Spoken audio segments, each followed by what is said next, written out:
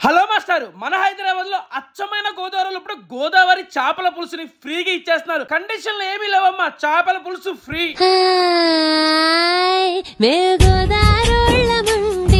అవునండి, ఈ గోదావరిలో ఓపెనింగ్ సందర్భంగా మే 3వ తారీఖున ఫ్రీగా చేపల పులుసు ఇస్తున్నారు మాస్టర్. ఏదేమన్నా గానీ గోదావరిలో పద్ధతి వేరండి. అలా దండం పెట్టుకుని కట్టెల పొయ్యి మీద వండుతున్నారు, అది కూడా లైవ్ ఫిష్ వండుతున్నారు మాస్టర్.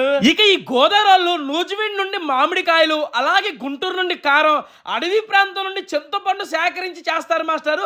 అందుకే వీళ్ళ టేస్ట్ గానీ థిక్నెస్ గానీ చేపల పులుసు అదిరిపోద్ది అనమాట.